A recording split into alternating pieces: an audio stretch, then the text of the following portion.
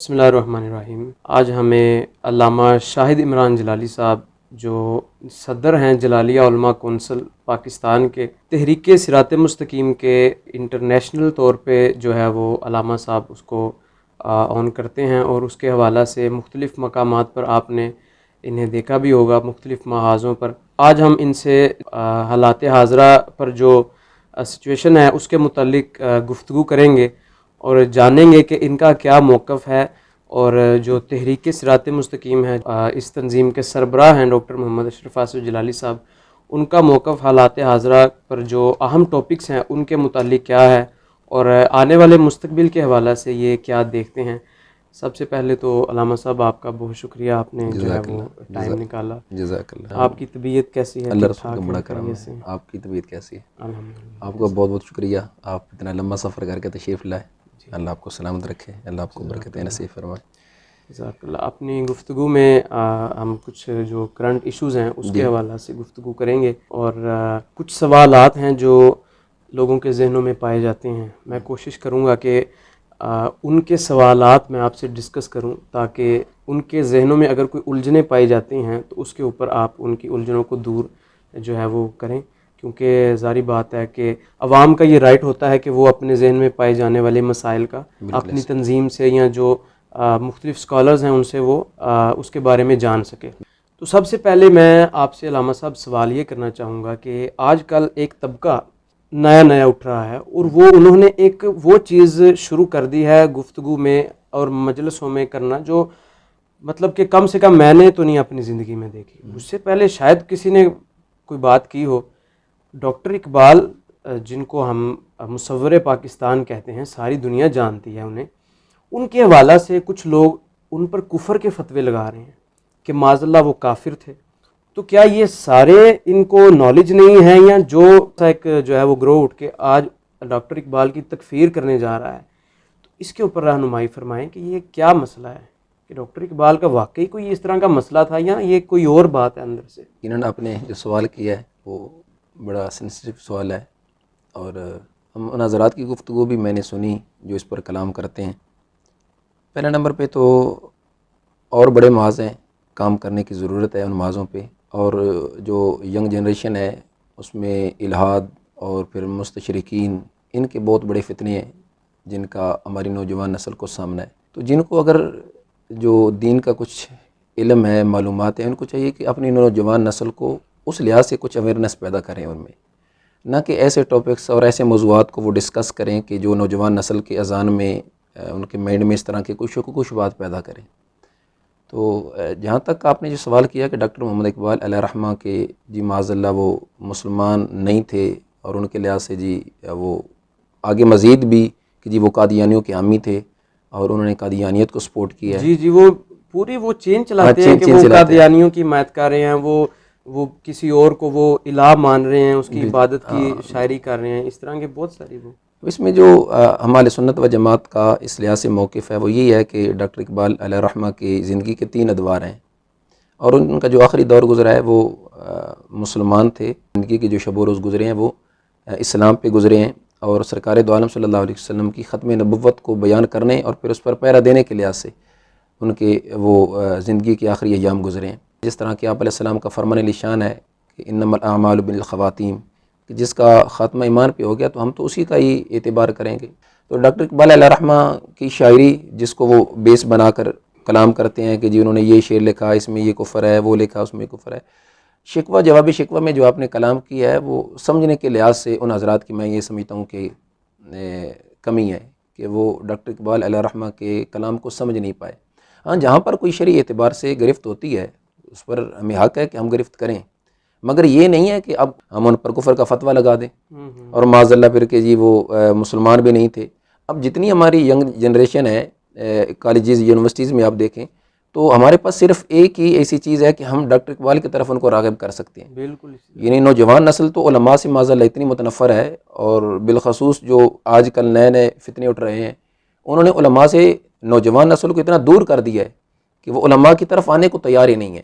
بالکل۔ اب ڈاکٹر اقبال علیہ رحمہ کی ذات جب ہم پیش کرتے ہیں تو ایک لمحے کے لیے وہ سوچنے پہ مجبور ہو جاتے ہیں کہ چلے یار ہم ان کو پڑھ تو لینا وہ کیا کہتے ہیں، تو اب ان کے لحاظ سے جب ہم ان کی شاعری ان کے سامنے رکھتے ہیں تو وہ سوچنے پہ مجبور ہوتے ہیں کہ اگر ڈاکٹر اقبال جیسا مرد بظاہر جو ایک عالم نہیں لگتا، تو اگر ان کی یہ سوچ فکر ہے، ان کی یہ اس طرح کی نظریات ہیں، تو پھر ہمیں بھی اس طرف راغب ہونا چاہیے۔ اب جس طرح کی یعنی جو آپ نے یہ سوال کیا ہے اسی سے ریلیٹڈ یہ ہے کہ ڈاکٹر اقبال علیہ الرحمہ کی زندگی کے آخری ایام دیکھیں اور آپ کی جو شاعری ہے اس کو اگر ہم دیکھیں تو ختم نبوت کے حوالہ سے وہ فرماتے ہیں وہ دنائے سبل، وہ ختم الرسول، وہ مولا کل، جس نے غبار راہ کو بخشا فروغ بادی کیا سینہ۔ بات کیا، یعنی یہ ڈاکٹر اقبال علیہ الرحمہ سرکار کی ذات کی ختم نبوت کو بیان کر رہے ہیں، اسی طرح اور آپ علیہ السلام کی ذات سے جو آپ کا والہانہ محبت عقیدت کا ایک رشتہ تھا اس کو آپ کبھی بیان کرتے ہیں تو فرماتے ہیں تو غنی از دو عالم من فقیر، روز محشر عذرائے من پذیر، ور حسابم رات بینی ناگزیر، از نگاہ مصطفیٰ پنہا بگیر۔ اب اس میں آپ فرماتے ہیں اللہ کی برگاہ میں دعا کرتے ہیں کہ یا رب العالمین تو دونوں جہان سے غنی ہے اور میں فقیر ہوں، اور قیامت کے دن میں کوئی اپنا عذر نہیں پیش کر سکتا، ور حسابم رات بینی ناگزیر، اور اگر میرا حساب و کتاب لینا ضروری ہو اور ناگزیر ہو تو پھر یا رب العالمین میری تیری برگاہ میں یہ دعا ہے از نگاہ مصطفیٰ پنہا بگیر، کہ مجھے سرکار دو عالم صلی اللہ علیہ وسلم کی نگاہ سے پوشیدہ کر کے میرا حساب لینا، یعنی سرکار کی برگاہ میں گناہ گار جس قدر میرے عاجزانہ انداز میں کتنی عاجزی وہ کر رہے ہیں، یعنی سرکار کی برگاہ میں وہ یہ چاہ رہے ہیں کہ میرے جو گناہ ہیں وہ آپ علیہ السلام کے سامنے نہ ہوں، مجھے سرکار کے سامنے شرمندگی نہ ہو۔ اب اس قدر اپنے نبی علیہ السلام کی مبارک ذات سے کوئی والہانہ عشق و محبت کرنے والا ہے، اب اس کو معاذ اللہ اگر ہم چند ایسی، اب ظاہر ہے کہ جب آپ کی شعری منظر یہاں پہ آئی یا آپ کی جو سوانح آیات کے لحاظ سے کتب آئی ہیں، اب قادیانیوں کا سب سے بڑا حملہ یہی ہوا ہے، جہاں پہ بھی انہوں نے دیکھا ہے کہ یہ مسلمانوں کے لیڈرز ہیں، ان کی جو عوام ہے وہ ان کو مانتی ہے، ان کی بات مانتی ہے، تو انہوں نے ان کی کتب میں اپنی طرف سے آمیزش کی ہے، ملاوٹ کی ہے۔ جس طرح کہ ہمارے کئی بزرگ ہیں، چشتی بزرگ ہیں، ان کی کتب کے حوالہ سے بھی ایسی اس میں چیزیں ملا دی گئی ہیں، اور آج کل کے کچھ لوگ انہی چیزوں کو پکڑ کے پھر ان کی زبان پہ وہ کلام کرتے ہیں کہ یہ دیکھیں یہ ہو گیا، وہ دیکھیں وہ ہو گیا۔ اس پہ تو بہت سارے وہ فتنہ جو ہے وہ ایک صاحب ہیں یوٹیوبر ہیں، ان کی ہر ویڈیو میں یہ جو ہے وہ جس طرح آپ نے چشتیہ کے بزرگوں کی طرف بات کی، ہر ویڈیو میں وہ یہ چیز پیش کر کے کہتے ہیں کہ یہ چشتیوں کے جو بزرگ تھے وہ انہوں نے معاذ اللہ ختم نبوت کا انکار کر دیا، یہ کر دیا وہ۔ بس معاملہ ہی یہاں سے خراب ہوا ہے کہ جتنے بھی دشمنان اسلام تھے، مستشرقین تھے، اب مستشرقین کا جو فتنہ یہ معمولی فتنہ نہیں ہے، کیونکہ ان کا سب سے بڑا حملہ یہ ہے کہ انہوں نے دین میں تشکیک پیدا کرنی ہے، شک پیدا کرنا ہے ہر کام میں، حدیث میں شک پیدا کریں گے، قرآن میں شک پیدا کریں گے، اور جو اولیاء اعظام ہے یعنی جن کی سیرت کو لوگ اپنا کر آج اللہ کی برگاہ کے قریب ہو رہے ہیں، سرکار کی برگاہ کے قریب ہو رہے ہیں، تو یہ مستشرقین اور کفار ان کا یہ ایک طریقہ کار رہا ہے کہ ان اولیاء اعظام کی کتب کو لے کر اس میں ملاوٹ کرنی اپنی طرف سے تاکہ لوگوں کو متنفر کیا جائے۔ انہوں نے ساری زندگی اللہ اور اس کے رسول صلی اللہ علیہ وسلم کی رضا کے لیے لوگوں کو تبلیغ کی اور اللہ اور اس کے رسول کی ذات کے قریب کی ہے۔ اگر معاذ اللہ ایسا کوئی معاملہ ہوتا تو آج داتا حضور علیہ الرحمہ کا جو ابھی سالانہ عرس مقدس گزرا ہے، 980 سال ہو گئے ہیں، 10 صدیاں ہونے والی ہیں، 980 سال گزر گیا، 10 صدیاں ہونے والی ہے، 100 سال کی بات نہیں ہے، 10 صدیاں ہونے کو ہیں، تو لوگوں کا ہجوم تو ختم نہیں ہو رہا۔ اگر معاذ اللہ ثم معاذ اللہ بقول اس موصوف کے اگر ان اولیاء اعظام نے اللہ تعالیٰ کی توحید اور سرکار دو عالم علیہ السلام کی رسالت ختم نبوت کو بیان نہ کیا ہوتا، لوگ ان سے محبت کیوں کرتے ہیں؟ کیا کوئی ایسی تاریخ ہے کہ ایک ایک بندے کو پکڑ کے کہا جاتا ہے کہ یہ داتا کو عرس ہو رہا ہے چلو ادھر؟ یہ تو ایک یونیورسل نظام ہے جو اللہ کی ذات نے قائم کیا ہے، اور قرآن میں رب کی ذات نے فرمایا ان الذین آمنوا وعملوا الصالحات سیجعل لهم الرحمن ودا، کہ جو ایمان لائے اعمال صالح کرے ان کی محبت ان قریب لوگوں کے دلوں میں ہم خود پیدا کریں گے۔ تو یہ اللہ کی ذات کی پیدا کردہ محبت ہے۔ اب جتنے بھی ہماری اولیاء اعظام ہیں ان کی محبت ہمارے دل میں ہے تو یہ اللہ کی ذات نے پیدا کی ہے۔ تو اس لحاظ سے ڈاکٹر محمد اقبال علیہ الرحمہ کی ذات پر بھی اگر اس طرح کی وہ حضرات جو گفتگو کرتے ہیں کہ جی ان کی کتب میں یہ ہے فلاں ہے، تو ہم یہ کہتے ہیں کہ ان کا اپنا یہ موقف نہیں تھا، قادیانیوں نے یہ چال چلی۔ اب ظاہر ہے کہ وہ ایک انٹرنیشنل لیول کے سکالر تھے، اور پھر ان کا جو ایک گفتگو تھی، ایک ویژن جو ہے وہ ایک بڑا اسلامی۔ تو میں عرض کر رہا تھا کہ ڈاکٹر اقبال علیہ الرحمہ کی چند تحریروں کو یا ان کے اشعار کہ جو لوگوں نے بعد میں شائع کی ہیں، چونکہ کتابی شکل تو انہوں نے خود نہیں دی، کچھ چند ہیں جو انہوں نے اپنے ہاتھوں سے خود اپنی کتابیں ترتیب دلوائی ہیں۔ ہم یہ کہتے ہیں کہ جن کتب کو انہوں نے خود تحریر نہیں کروایا بلکہ لوگوں نے کی ہے، تو اس کے اندر قادیانیوں نے یہ آمیزش کی ہے اس طرح۔ یعنی کہ اگر کوئی اس پر آگے وہ بحث کرنا چاہتا ہے تو اس کے لیے آپ بالکل ہم تیار ہیں اس بات پہ، اور پہلے نمبر پہ تو یہ ہے کہ جس صاحب کی آپ نے گفتگو کی ہے یا جس حوالہ سے آپ فرما رہے ہیں کہ وہ آج کل اس پر کلام کر رہے ہیں، مفتی راشد محمد رضوی صاحب بھی آپ کی مراد ہوگی، تو ان کی اس حوالہ سے کئی اہل سنت و جماعت کے جو علماء ہیں ان سے بات ہو چکی ہے، اس ٹاپک پہ ان کی بات آلریڈی ہو چکی ہے، اور اس گفتگو میں یا اس مجلس میں اس نشست میں انہوں نے اس چیز کو ایکسیپٹ کی ہے کہ جی آئندہ میں اس پر کلام نہیں کروں گا. یعنی ان علماء اہل سنت نے، جن میں مولانا محمد ذکا اللہ سیدی صاحب ہیں جیلم سے، انہوں نے جو دلائل پیش کی ہیں وہ آڈیو میں موجود ہیں، تو اس میں یہ راشد رضوی صاحب نے اس چیز کو ایکسیپٹ کیا کہ آئندہ میں اس پر کلام نہیں کروں گا. یعنی انہوں نے یہ ساری چیزیں رکھی، جو انہوں نے اعتراضات کیے کہ جی یہ عبارت ان کی قادیانیوں کی حمایت میں ہے، یہ فلاں ہے، یہ فلاں ہے، انہوں نے ایک ایک چیز کا رد کی ہے، اور ساری چیزیں انہوں نے جب سامنے رکھی ان کے، تو انہوں نے ایکسیپٹ کیا کہ میں آئندہ کلام نہیں کروں گا. ہاں پھر بھی ہم کہتے ہیں کہ اگر انہیں کوئی مسئلہ ہو اس لحاظ سے تو ہم پھر بھی تیار ہیں بات کرنے کے لیے. آپ کی طرف سے کھلا اعلان ہے. ہماری طرف ہم ہر لحاظ سے کہتے ہیں کہ اگر کوئی بیٹھ کر اچھے ماحول میں بات کرنا چاہے تو ہم بالکل تیار ہیں. یعنی کہ آپ کی طرف سے یہ کھلا ان کے لیے ایک میسج سمجھ لیں، ایک مکالمہ سمجھ لیں یا مناظرہ سمجھ لیں، آپ کی طرف جیسی سے ان کی طبیعت ہے، وہ جس طرح اس کو سمجھیں. ہاں جیسی ان کی طبیعت ہے. ہاں چونکہ طبیعت کا بھی ہوتا ہے نا میلان، کہ وہ ٹیبل ٹاک کرنا چاہیں یا وہ بحث مباحثہ کرنا چاہیں یا ویسے علامہ صاحب آپ سمجھتے ہیں کہ آج کے جو ہے وہ ڈیجیٹل دور میں جو ہے وہ مناظرہ یہ کسی مسئلے کا حل نکالتا ہے آج کل کے دور میں؟ اصل میں مناظرہ یہ انبیاء کرام علیہ السلام کی بھی سنت ہے. اچھا. حضرت ابراہیم علیہ السلام نے نمرود کے ساتھ جو بات چیت کی، آپ بھی دلائل پیش کر رہے تھے، آگے سے وہ بھی پیش کر رہا تھا. الم تر الی الذی حاج ابراہیم فی ربی ان آتاہ اللہ الملک اذ قال ابراہیم ربی الذی یحیی و یمیت، آگے سے وہ کہہ رہا تھا قال انا احیی و امیت. پھر ابراہیم علیہ یہ السلام قرآن کی نص سے ثابت ہے. اور آج کل کے جو ہے وہ لوگ ہم نے دیکھے ہیں وہ مناظرہ مباحثہ اس کو ایک بڑے برے انداز میں کرتے ہیں پیش. تو ان کے لیے تو یہ ایک یعنی کہ میسج ہونا چاہیے کہ جو چیز قرآن سے ثابت ہے، یعنی کہ اس کے جو احکامات ہیں آگے یا جو بھی جو ڈسکشن جو ہے وہ ہوئی، تو اس کے اوپر تو کوئی اعتراض نہیں ہونا چاہیے. نہیں، میں یہ سمجھتا ہوں کہ میرے خیال کم علمی ہم اس کو کہہ سکتے ہیں. یوں کہہ لیجئے کہ جو عوام ہے نا وہ کل انام ہے. دین کے لحاظ سے اگر آپ ان کو کوئی چیز بتائیں گے نا تو وہ اس کو ایکسیپٹ کرنے کے لحاظ سے ان کی چہروں کے تیور اور سب کچھ ہوگا. تو اس لحاظ سے یہ جو عوام اس طرح کی گفتگو کرتی ہے یہ تو شروع سے چلا آ رہا ہے اظہار حق کے لیے، چونکہ مناظرہ ہوتا ہے اظہار حق کے لیے. اس میں فریقین کی جو آپس میں بات چیت ہوتی ہے اس کا مقصد صرف اظہار حق ہوتا ہے. کسی کو چت کرنا، کسی کو نیچا دکھانا، کسی کو ڈیگریڈ کرنا یا کسی کی عزت نفس میں حملہ کرنا وہ مقصود نہیں ہوتا. مقصد ہوتا ہے اظہار حق. تو اس لیے مناظرہ تو یہ چلا ہے اور چلا رہے گا. اور اس میں یہ ہوتا ہے کہ چلیں جو فریق مخالف ہے اگر وہ حق کو نہ بھی ایکسیپٹ کرے تو بعض اوقات جو ناظرین سننے والے ہوتے ہیں ان میں کئی ایسے ہوتے ہیں کہ جب دلائل سنتے ہیں تو وہ جب سمجھتے ہیں کہ آگے اس طرف ہے ان کے لیے وہ راہ ہدایت کا سبب بن جاتا ہے. تو اس لیے بہت سارے لوگ راہ راست پہ اس طرح آئے بھی ہیں. یہ آپ نے پیچھے دیکھا ہے ہمارا جو عقیدہ معصومیت کے لحاظ سے جنگ جو چلی اور چل رہی ہے، اب اس میں اب ان روافظ اور ان کے جو میں یہ سمجھتا ہوں بی ٹیم تھی، اب ان کی طرف سے بار بار یہ چیلنج کیا جا رہا تھا کہ بھلے امام جلالی زید شرف ہو کہ جی ہم مناظرہ کرنے کے لیے تیار ہیں، ہم مبالغہ کرنے کے لیے تیار ہیں. اور پھر مزے کی بات یہ ہے کہ مبالغہ کرنے والے خود ہی باہر بھاگ جاتے مناظرے کا. وہ ایک صاحب کا سنا بھی تھا، وہ کہتے تھے میں اس تاریخ کو مبالغے کے لیے آؤں گا، بعد میں پتہ لگا ان کی تو اس دن کی جو ہے وہ فلائٹ ہے. ہاں بالکل ایسے ہی. تو یہ یعنی کہ کس طرح کر لیتے ہیں ہم یہ سمجھتے ہیں ہم یونیورسٹیز میں پڑھنے والے اسٹوڈنٹس اور دیگر کہ اتنی بڑی داڑھی رکھی ہو اور اس سے ڈبل جو ہے وہ سر پہ پگڑی بھی سجائی ہو، لیکن اس کے باوجود وہ اتنے بڑے اس طرح کے بلنڈر.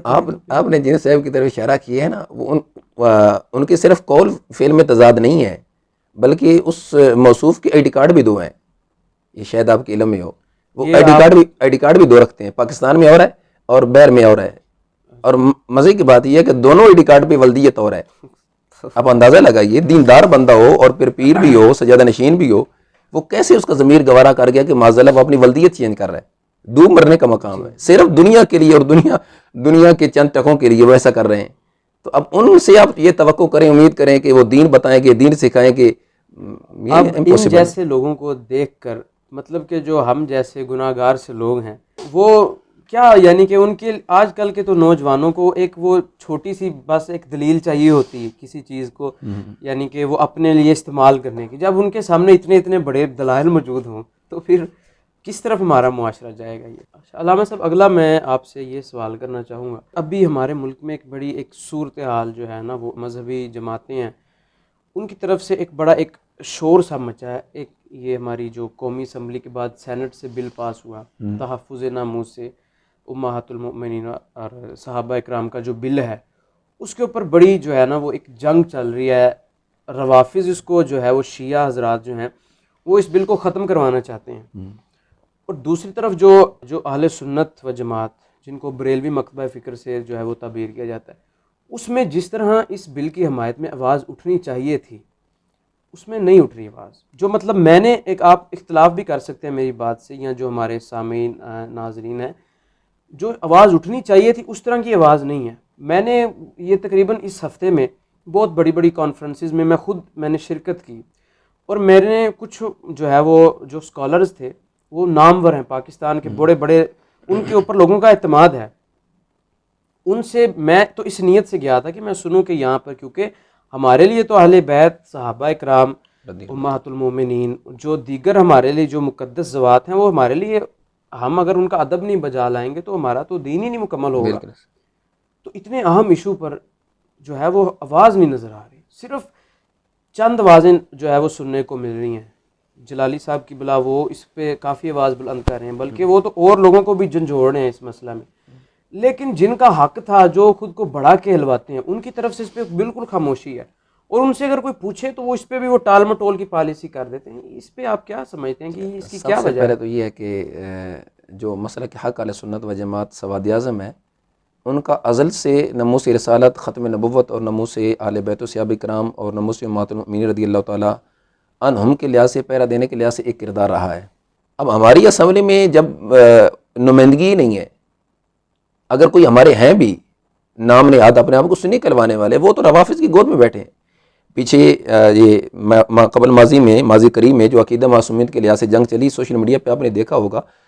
اب آج یعنی اسمبلی کے اندر جو بل پاس ہونا چاہیے تھا ہماری طرف سے, اپنے آپ کو جو سنی کہلوانے والے ہیں وہ خاموش بیٹھے ہیں, جب قبلہ امام جلالی ذیت شرف کا موقف جو کہ قرآن و سنت کے عین مطابق تھا, ان کے خلاف قراردادیں وہ پیش کر رہے تھے.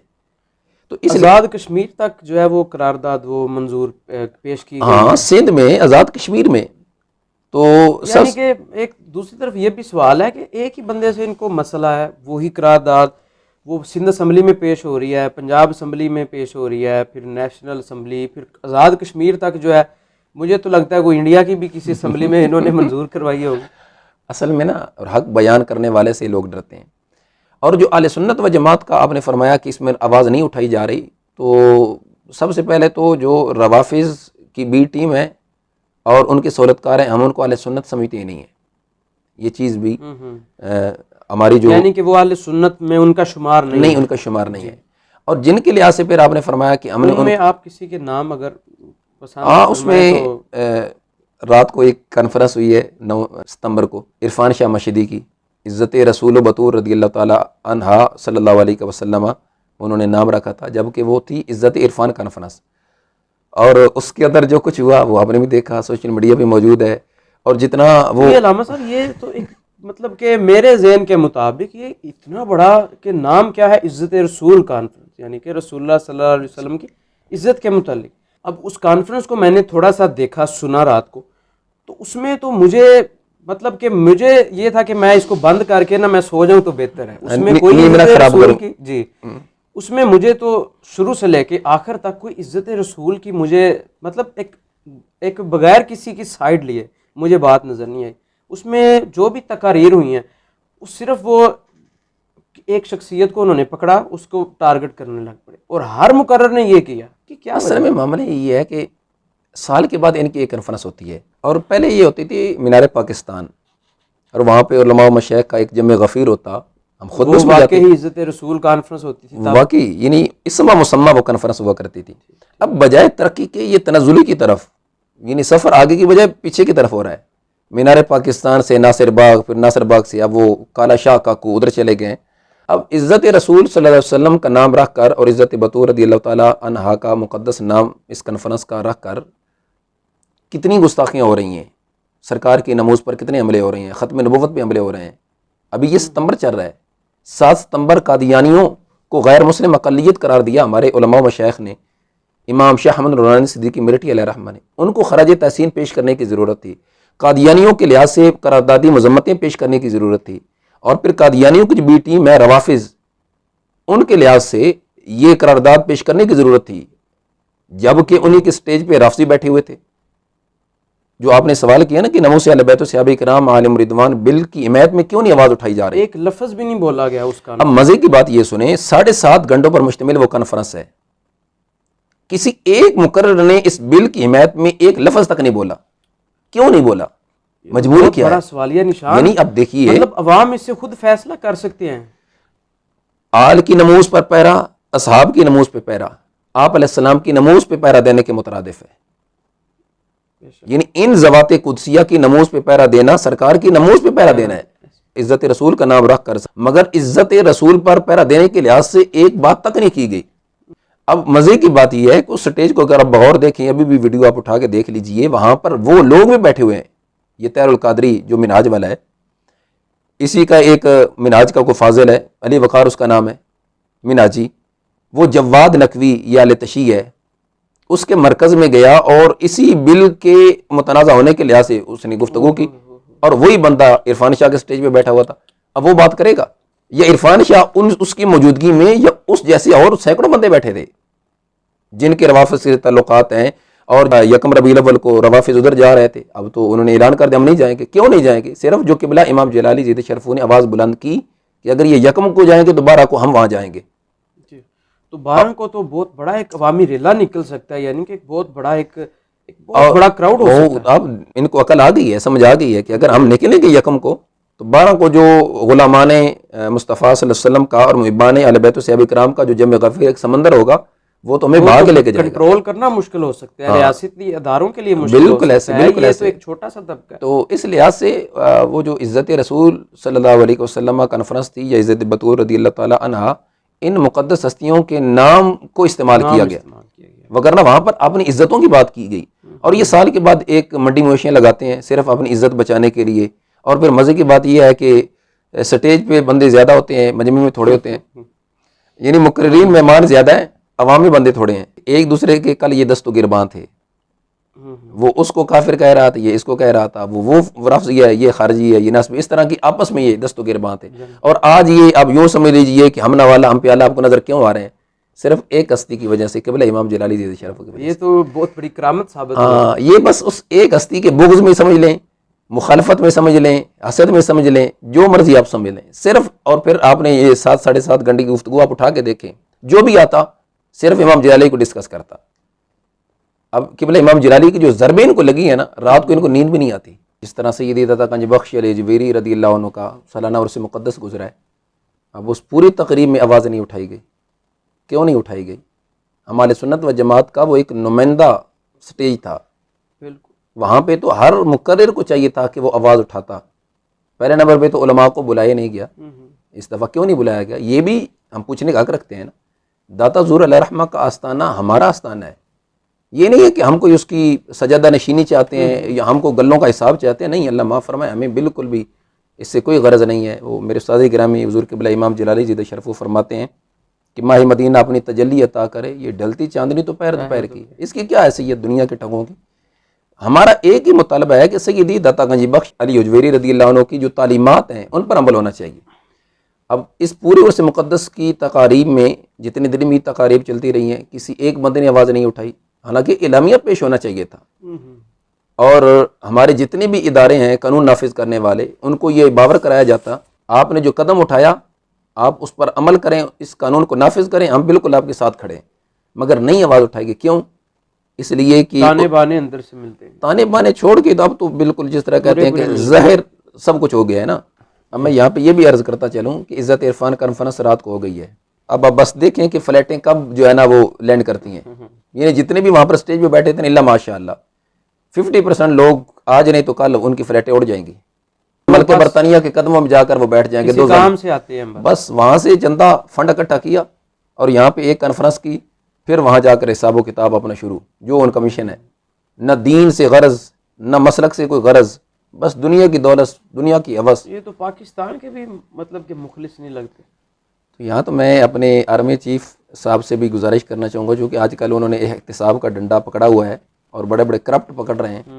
تو ان سے میں یہ گزارش کروں گا پیروں کہ کا حساب بھی پیروں کا حساب ہونا چاہیے. وہ ایک میسج آپ نے دیکھا ہوگا بہت چل رہا ہے اس میں یہ بڑے بڑے پیروں کی وہ جائیدادیں لسٹ لکھی بنی ہیں ہے, لسٹ بنی ہے کہ اس کا اتنا جی, جو ہے بینک وہ بیلنس ہے. بینک بیلنس ہے, فلانی جگہ اتنی رہائشیں ہیں, یعنی کہ باہر کے جو ہے وہ ممالک یہ ادھر بیریا میں ادھر رہتا ہوں نا بیریا میں, اب ادھر یہاں پر ایسے ایسے حضرت آتے ہیں, کیا باتیں ویکو ڈالے آگے پیچھے, اور یہاں پر جناب یہ پلازا کس کا جی فلاں حضرت صاحب کا, فلاں پلازا کس کا جی فلاں حضرت اور صاحب وہ کا. مثالیں تو وہ دیتے ہیں کہ حضرت عمر نے وہ جو ہے وہ جی اس طرح کر قناعت کے ہونی وہ چاہیے, اور پھر جناب تصوف طریقت کی جب وہ باتیں کریں تو وہ کیا بات ہے, مگر جب ان کی ہم حوث اور حرص دیکھتے ہیں دنیاوی الامان والا فیض, تو اس لحاظ سے آرمی چیف سے بھی ہم گزارش آپ کے اس چینل کے ساتھ سے گزارش کریں گے کہ تھوڑا سا اس طرح بھی آپ رخ کریں, تو ہم آپ کے ساتھ ہیں. اگر آپ کہتے ہیں تو ہم آپ کو ریکارڈ دیتے ہیں کس کس پیر آپ کے کتنے, پاس سارا موجود جی ہے. ہمارے پاس موجود ہے الحمدللہ, کتنی کتنی دولت ان کے پاس ہے. آپ یعنی کہ ہر محاذ پہ ہر بندے کو ہر طرف سے جانتے ہیں. ہم دیکھیں نا, ہم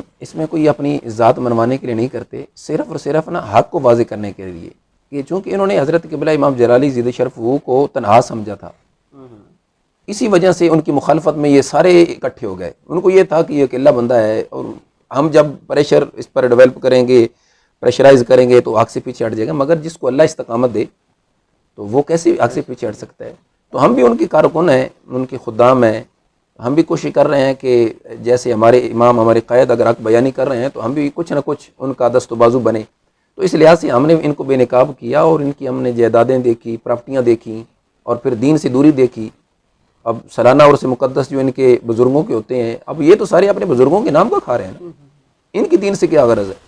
اب اندازہ لگائیں کہ جس بندے کی عمر گزر گئی ہے, عرفان شاہ, ایک مدرسہ تیار نہیں ہے. اب جہاں پر ان کی رات کو کانفرنس ہوئی ہے جامعہ کاظمیہ, یہ پچھلے سال وہاں پر جو اس سال پلر کھڑے تھے نا, پچھلے سال یہ پلر بھی نہیں تھے. اور یہ آج کی نہیں, یہ تو بڑا عرصہ سن رہے ہیں ہم, کئی کاظمیہ سالوں شریف سے, مرکز بن رہا ہے, یہ ہو رہا ہے وہ اور ہو رہا کئی سالوں سے یہ جو زمین ہے پرچیز کی ہے اور پڑی ہے, وہاں سے فنڈ اکٹھا کرتے ہیں ملکہ برطانیہ کے قدموں میں بیٹھ کر, اور پھر یہاں آ کر جناب خود ہڑپ کرتے ہیں, عیاشی منماشی کرتے ہیں, اور پھر وہاں چلے جاتے ہیں. یہ تو جب ہم نے ان کو بے نقاب کیا, اتنا انہوں نے وہاں سے فنڈ لیا ہے, مگر یہاں پر کچھ بھی نہیں کیا. تو اب یعنی کہ انہوں نے یہ مجھ ریکارڈ آپ کے پاس کافی جی دیر سے تھا, لیکن اس میں اس چیز کو اپریشیٹ کرنا چاہوں گا کہ آپ نے, آپ کی تنظیم نے, آپ نے آج تک ذاتی حملہ نہیں کیا, نہیں یعنی کیا. کہ جب تک ان کا عقیدہ درست تھا ہر چیز قبول تھی, بالکل ہم نے یعنی کہ اب جو ظاہر ایک ہے کہ حدود میں رہ کر ہے. لیکن جس طرح ہی وہ مسلک سے بغاوت کی تو پھر تو یہ تو ہماری ذمہ داری بنے. اولین ہماری یہی ذمہ داری ہے کہ جب کوئی مسلک سے دین سے غداری کرے پھر اس کو معافی کوئی نہیں بھی ہے. نہیں. یوٹیوب پر آپ کو ہم دیکھتے ہیں تو اس پہ آپ کے مناظرے ہمیں کافی اس کے حوالے سے سرچنگ ملتی ہے. آپ نے آج تک کتنے کل مناظرے کیے ہیں, اور کن کن کے ساتھ مناظرے ہوئے ہیں, اور ابھی لیٹسٹ ہمارے تک معلومات پہنچی کہ آپ نے ایک اور مناظرے کا چیلنج کیا ہے. تو ابھی لیٹسٹ آپ نے ایک مناظرے کا چیلنج بھی کیا ہے عرفان شاہ کے ایک وہ مفتی کو. اس حوالہ سے کیا کب مناظرہ ہوگا, کہاں پر ہوگا, اس حوالہ سے تھوڑی سی جو ہے وہ ہمیں گائیڈ لائن دیں.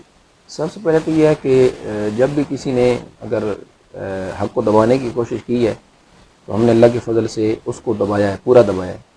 اور جس طرح کہ فتنہ گور شاہی, یہ بھی ایک قادیانیوں کی برانچ ہے, اور یوں سمجھ سکتے ہیں کہ مرزا قادیانی کا یہ دوسرا بھائی ہے ریاض گور شاہی.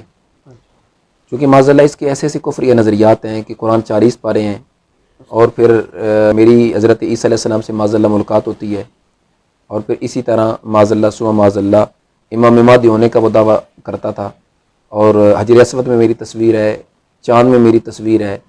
یعنی اس طرح کی کفریات اس کے تھے. تو ہم نے اس کے فالورز یہاں ادھر قریب ہی رائے کی سرزمین پہ ایک شخص تھا اس کا, اور وہ بڑا پرانا اس کا فالور تھا, یعنی 25-30 سال اس کا وہ فالور رہا ہے, اور اس کی تبلیغ اور اس کے نظریات کو وہ اس کی ترویج کرتا رہا. ہم نے اس سے بات کی, اور یہ ہمارا تقریباً 3 گھنٹوں پر مشتمل مناظرہ رہا. تو الحمدللہ ہم نے دلائل پیش کیے تو اس نے پھر حق کو قبول کیا, مسلک اہل سنت و جماعت کو اس نے قبول اس نے کیا. اپنی 25 سالہ زندگی سے توبہ کر لی. جی جی, اس نے باقاعدہ لعنت اس پہ ڈالی نا. ہم نے اسے تحریری لکھوایا تھا, جو منصفین تھے ہمارے ججز تھے انہوں نے بھی اس پہ سگنیچر کیے. تو اب وہ اہل سنت کی لائف گزار رہا ہے, اہل جی سنت الحمدللہ علانیہ طور پر اس نے باقاعدہ, ہماری یہ کانفرنس ہوئی تھی ادھر ہی, تو اس نے لعنت بھیج کر کلمہ پڑھا, دار اسلام میں داخل ہوا. تو یہ اللہ کی توفیق سے تھا, سرکار کی نظر عنایت صلی اللہ علیہ وسلم ہوئی. اور پھر اسی طرح ہمارا ایک مناظرہ ہوا ادھر راول پنڈی میں, اور وہ شخص بھی اسی ریاض گور شاہی کا فالور تھا, کیا ایک نام مناظرہ آپ کا پچھلے دنوں بہت وائرل ہوا تھا، مطلب اس میں آپ کی گرفتاری بھی عمل میں آئی، آپ جیل میں بھی رہ جی کر آئے، وہ کیا تھا؟ وہ اسلام آباد میں ہمارا مناظرہ ہونا تھا، میں وہاں پہ پہنچا. وہ اب یوں ہی سمجھ لیجئے کہ یہ عرفان شاہ گروپ کا بندہ تھا، اس کے ساتھ ہماری بات چیت ہونی تھی. چونکہ انہوں نے قبلہ امام جلالی زید شرف ہو کے موقف کے لحاظ سے جو اپنا موقف اپنایا نا، وہ بالواسطہ روافظ والا نظریہ ہے. یعنی اس اسلام آباد مناظرہ سے قبل ہمارا لودھرا میں ایک مناظرہ ہوا، وہاں پہ ہم گئے اور پورا ہمارا پینل تھا جس میں مفتی ڈاکٹر زید محمود قادری جلالی نعمانی زید شرف بھی تھے. وہاں پر عرفان شاہ خود بنفس نفیس آیا تھا مناظرہ کرنے کے لیے. کرنا تو اس نے نہیں تھا، مگر جس بندے کو اس نے آگے کیا. اب مزے کی بات یہ ہے کہ عرفان شاہ نے زندگی گزار دی ہے، آج تک کوئی ایک بندہ یہ تیار نہیں کر سکا جو اس کے موقف کو پیش کر سکے. یعنی نہ کوئی شاگرد اور نہ ہی کوئی مرید. ایک بندہ انہوں نے وہ کرائے پہ مانگا ہوا ہے، لیا ہوا ہے، وہ سکر کا بدبخت ہے جس کا اپنا کوئی نڈی ڈٹا نہیں. اس کے متعلق تو سنا تھا وہ جہاں سے پتہ نہیں کتنے عرصہ قبل وہ پڑھاتا رہا اس کو، تو انہوں نے وہاں سے بھی فارغ کر دیا. نہیں، اس نے پڑھانا کیا تھا، وہ جو جہاں کے نوکری وغیرہ کرتا تھا. بیسیکلی وہ ہے راول پنڈی کا رہنے والا. راول پنڈی سے وہاں ایک اسلام آباد میں مدرسہ ہے، وہیں پہ کچھ پڑھایا. پھر ادھر وہ سرگودا میں جامعہ معظمیہ وہیں پہ آ گیا. پھر وہیں سے وہ ادھر سکر سندھ میں چلا گیا. وہیں جس مدرسہ میں پڑھاتا تھا وہیں سے انہوں نے ایک مسجد میں اس کو امام کے طور پر بولا کہ آپ امامت کروائیں، تو اس مسجد میں اس نے قبضہ کر لیا اور وہیں سے اس کو فارغ کر کے کسی اور طرف بھیج دیے. یعنی اب اندازہ لگائیں کہ پنجاب پاکستان کے صوبوں میں سے ایک بڑا زرخیز صوبہ ہے. اپنے صوبے کو، پنجاب کو چھوڑ کر وہاں ایک پسماندہ علاقے میں وہ کیوں بیٹھا ہے؟ اگر وہ اتنی قابل تھا تو اپنے علاقے میں اپنی کوئی مرکز، کوئی ادارہ بناتا. یہاں کیوں نہیں بنایا؟ اس کا جو کریکٹر ہے نا، وہ بڑا ہی، آپ یوں سمجھ لیجئے کہ گندہ ہے. ماضی اس کا بڑا داغدار ہے. ہم اس پر بات نہیں کرتے کیونکہ یہ ذاتیات میں ہمارا آ جاتا ہے، مگر نہ ہمارے علم میں ایک چیز اس کی ہے. تو عرفان شاہ نے اس کو آگے کیا آپ مناظرہ کریں. اللہ کے فضل سے ہم بھی پہنچ گئے اور عرفان شاہ خود وہاں پہ پہنچا. اور میں نے اس کو کال کی تھی، شاید آپ نے نیٹ پہ وہ بڑی وائرل وہ کال سنی ہوگی، جس میں نے پوچھا کہ شاہ صاحب آپ کہاں پہ ہیں؟ تو انہوں نے بولا کہ اسی اتھے ہاں. اب اتھے سے مراد یہ بھی اتھے ہے، وہ بھی اتھے ہاں. تو آپ نظر نہیں آ رہے. تو اس طرح کے حالانکہ آپ دیکھیں کہ ہمارا شمار ان کے شاگردوں میں ہوتا ہے، مگر بات کرنے کا انداز دیکھیے کہ جیسے وہ یوں سمجھ رہے تھے کہ میرے مقابلے میں کوئی بڑا بندہ کھڑا ہے. اگر وہ کال نہ بھی اٹینڈ کرتے یا کر بھی لی تھی، جب میں نے اپنا نام بتایا کہ میں شاید عمران بول رہا ہوں، تو کال آگے سے بند بھی کر سکتے تھے. مگر انہوں نے وہ جس طرح کہتے ہیں نا کہ جب سانپ کی موت آتی ہے تو وہ بیر روڈ پہ نکلتا ہے، اصل میں ان کی موت ضروری سمجھا اس نے جواب دینا کہ جی ہم تو ادھر موجود ہیں، آپ کہاں ہیں، نظر نہیں آ رہی ہے. وہ اس طرح کی گفتگو کی. تو ہم وہاں پہ پہنچے اور سارا دن ان کو تلاش کرتے رہے لودھرا کی سرزمین پہ. اور یہ ایسے ویڈیو میں نے دیکھی تھی، وہ کچھ کمادوں میں ڈھونڈ رہے ہیں. وہ کیا چیز؟ وہ ہمارے دوست تھے وہاں پہ، جو ہمارے ورکر تھے، کارکن تھے. وہ اب گلیوں میں بھی تلاش کرتے رہے. یعنی ہم نے ان کو بولا کہ بھائی آپ گلیوں میں چکر لگائیں، ہو سکتا ہے کہ مطلب مناظرہ کے لیے اس بندے کو ڈھونڈ رہے ہیں، یعنی جس نے مناظرہ کرنا ہے، مناظر صاحب کو ڈھونڈ رہے ہیں. کہ اب جب وہ دیکھ کے آیا تو گلیوں میں نہیں ہے، تو انہوں نے بولا کہ ہو سکتا ہے کمادوں میں نہ، تو ہم کمادوں میں چھپنے کی جگہ ہوتی شاید اس لیے. اب کمادوں میں جو چھپتے ہیں وہ یا تو گیدڑ ہوتے ہیں تو یا بھی ایک اور نسل ہوتی ہے، وہی تیسرا تو بند تیسری نسل تو نہیں ہوتی. اور اسی طرح پھر اسلام آباد میں میں گیا، وہاں پہ ان کے گھر میں گیا. اب یہ دیکھیں نا کہ حق جب آپ کے پاس ہو نا، تو اس وقت آپ کو ڈر کسی چیز کا نہیں ہے. جب آپ کی موقف میں حقانیت نہیں ہے، صداقت نہیں ہے، تو پھر آپ کو ایک بچے سے بھی ڈر لگتا ہے. اب وہاں پہ ہم پہنچے تو ان کی پہلے پولیس وہیں پہ موجود تھی، سیکورٹی وہاں پہ موجود تھی. اور ہم جب وہیں پہ پہنچتے گئے تو انہوں نے گرفتار کر لیا اور پھر وہیں سے انہوں نے اڈیالہ جیل بھیج دیا. باوجود اس کے کہ جب میری رہائی ہوئی ہے تو میں نے وہاں پہ پھر دوبارہ ایک اپنا ویڈیو کلپ دیا تھا کہ میں یہاں پہ موجود ہوں، اگر پھر بھی کسی نے بات کرنی ہو تو ہم تیار ہیں. اور آج بھی ہم ان کو کہہ رہے ہیں کہ آج بھی وقت ہے، اپنا موقف ثابت کریں. اور پھر اس دن کے بعد آج کے دن تک ان کی اونچی سانس بھی نہیں آئی. یعنی پہلے تو وہ آئی روز اپنا وہ ایک تماشا لگا کے بیٹھ جاتے تھے نا، مگر اس دن کے بعد دوبارہ ان کی اونچی آواز بھی نہیں آئی، نہ سانس کی آواز آئی نہ ویسی آواز آئی ہے، اور انشاءاللہ آئے گی بھی نہیں. اب اگر دوبارہ انہوں نے کوئی اس طرح کی حرکت کی نا بولنے کی، پھر ہم انشاءاللہ اب تعاقب کریں گے. تو اس لیے اب دوبارہ جو آپ نے فرمایا کہ مناظرے کا چیلنج، وہ 7 ستمبر کو ہم تاریخ دن میں ہم نے مرکز علم و حکمت، مرکز صراط مستقیم میں ہم نے مناظرے کا چیلنج کیا ہے عرفان شاہ کے اسی شخص کو. اور بدبختی دیکھیے عرفان شاہ کی، ایک طرف اپنے آپ کو سیدی الحضرت علیہ رحمہ کی فکر کا پابند کہتا ہے کہ میں فالو کرنے والا ہوں، امام محمد رضا کو میں بالکل مانتا ہوں، جبکہ دوسری طرف رات کو اس بندے نے اسی بندے کو شیلڈ دی ہے. کس بندے کو جس نے اعلیٰ حضرت علیہ رحمہ کو معاذ اللہ کافر تک ثابت کیا ہوا ہے، یعنی محرف قرآن ثابت کر دیا کہ جی اعلیٰ حضرت علیہ رحمہ نے معاذ اللہ تعریف لفظ ایمان میں کے ارتکاب کیا ہے، تو قرآن میں جو تعریف کرنے والا معاذ اللہ وہ مسلمان کہاں ہو سکتا ہے؟ تو عرفان شاہ نے اس کے اس تحقیق پہ ساتھ کیا لفظ بول رہے تھے جی اس کی بڑی تحقیق ہے، ہم خراج تحسین پیش کرتے ہیں اس کے تحقیقی کام کو، اور وہ شیلڈ پیش کر رہا ہے عرفان شاہ اس بندے کو، یعنی اعلیٰ حضرت پر جو بھونک رہا ہے عرفان شاہ اس کو تھپکی دے رہا ہے، تو یہ بالواسطہ تو پھر مطلب یہ بنا کہ عرفان شاہ اعلیٰ حضرت کو بھونک رہا ہے، تو ہم نے اس کو مناظرے کا چیلنج کیا ہے۔ جی علامہ صاحب بالکل آخری سوال میرا کہ آج کل ہمیں گلی گلی میں لبیک یا رسول اللہ کی جو ہے وہ صدائیں جو ہے وہ نظر آتی ہیں، کوئی پروگرام ہو رہا ہو اہل سنت کا، وہاں پہ لبیک یا رسول اللہ کے نعرے لگتے ہیں۔ تحریک لبیک کا ایک بڑا نام ہے، میں جاننا چاہوں گا کہ یہ تحریک کس طرح چلی، کون بنانے والے تھے اسے؟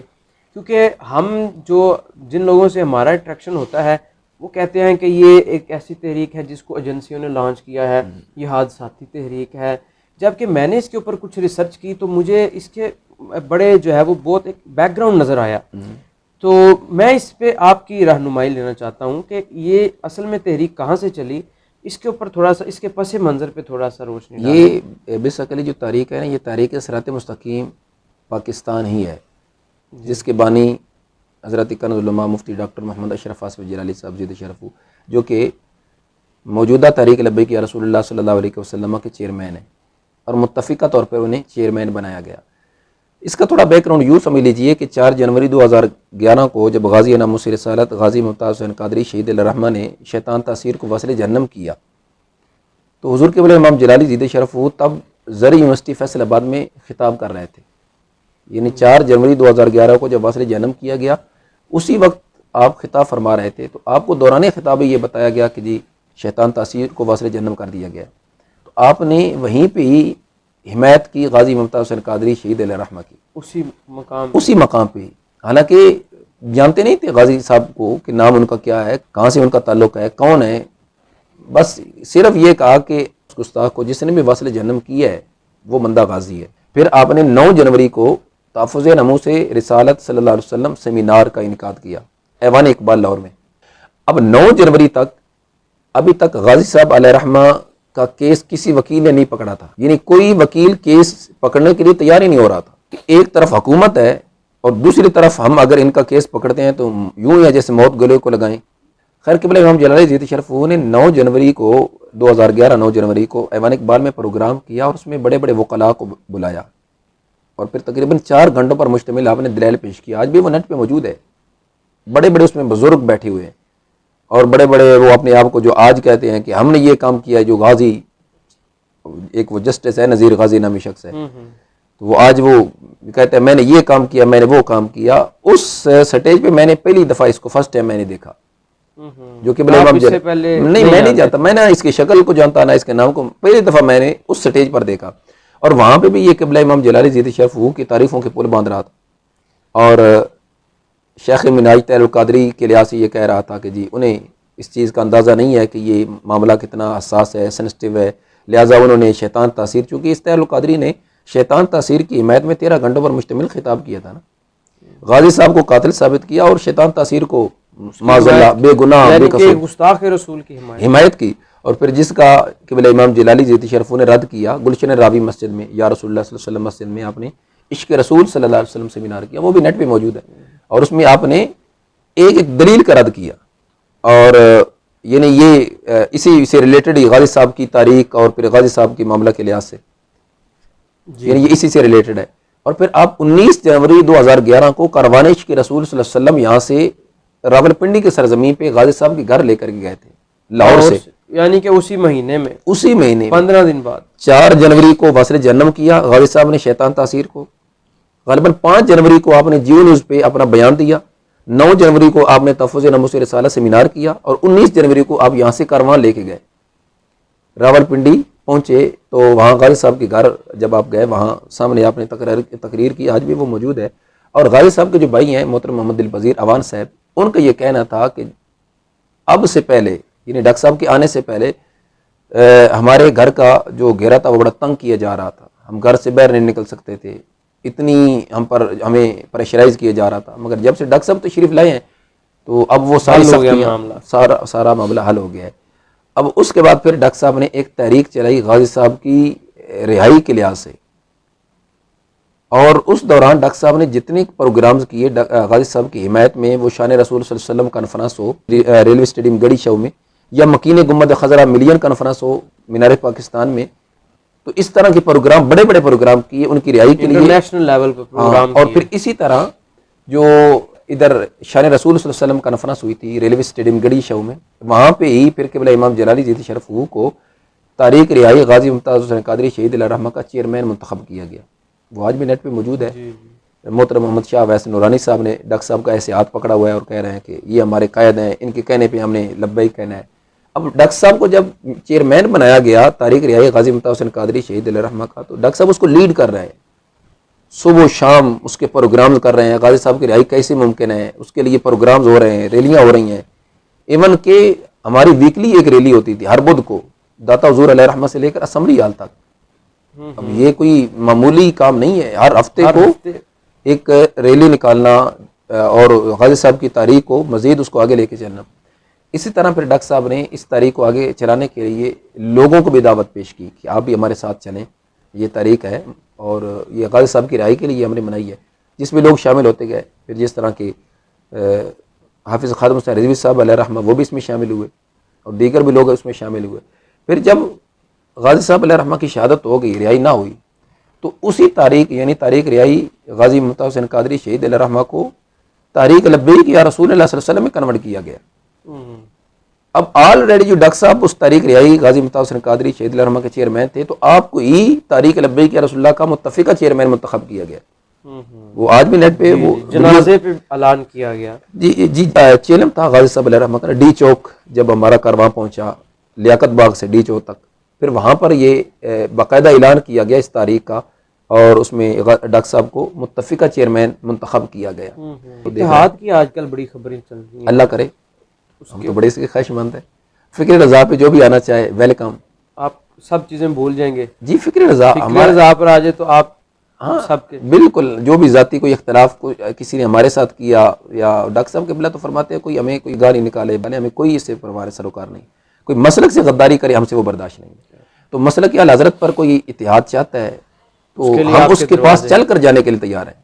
اب مسلک اعلی حضرت تو ایک ہمارے لیے کسوٹی ہے، جو بھی اس پر آئے گا تو ہم بالکل اس سے تیار ہیں. جی ناظرین، تو آپ نے دیکھا ہمارے ساتھ موجود تھے مفتی شاہد عمران جلالی صاحب، جو کہ مناظر اسلام بھی ہیں اور صدر ہیں جلالیہ علماء کونسل کے، اور بہت سوشل میڈیا پہ آپ نے ان کو مختلف محاذوں پہ اہل سنت کا دفاع کرتے ہوئے جو ہے وہ دیکھا ہے. ہم آپ کے جناب شکر گزار ہیں، آپ نے اپنا قیمتی وقت ہمیں عنایت کیا. ہم انشاءاللہ آپ سے پھر جو ہے وہ آپ سے ٹائم لے لیں گے. بلکہ میں تو اس پر بڑا پرمسرت بھی ہوں اور مجھے بڑی شادمانی ہو رہی ہے کہ آپ جیسے نوجوان جی سی یونیورسٹی کا جو اسٹوڈنٹ ہو اور اس کے اندر اس طرح کی اویئرنیس، یہ بھی میں سمجھتا ہوں کہ آج کے دور میں جدید ماڈرن دور ہے اور آپ علماء سے وابستہ رہتے ہیں، تو یہ بھی میں یہ سمجھتا ہوں کہ خاص آپ پہ کرم ہے. اللہ کا اللہ آپ کو ہمیشہ علماء کی صحبت میں رکھے، علماء کی دعائیں چاہیے، اللہ تعالیٰ آپ کو سلامت رکھے. اور یقیناً آپ جیسے نوجوانوں کی بڑی ضرورت ہے یونیورسٹیز کالجز میں جو پڑھتے ہیں کہ وہ اس لحاظ سے اپنا کردار ادا کریں. آپ کا بھی بہت بہت شکریہ. آپ کے جو جتنے دوست تشریف لائے، کیمرہ مین آپ آئے، آپ کا بہت بہت شکریہ. ہمارے جو پروڈیوسر صاحب محمد صہیب نذیر صاحب، ان کے لیے ماشاء اللہ اللہ انہیں بھی سلامت رکھے. یقیناً آپ جیسے جو نوجوان ہیں اگر اس طرح چلتے رہیں گے، کام کریں گے، تو ہم جلد یہ مرزا جیلمی جیسے جو ہرکارے ہیں قادیانیوں کی، ہم ان کا انشاءاللہ ناطقہ بند کریں گے.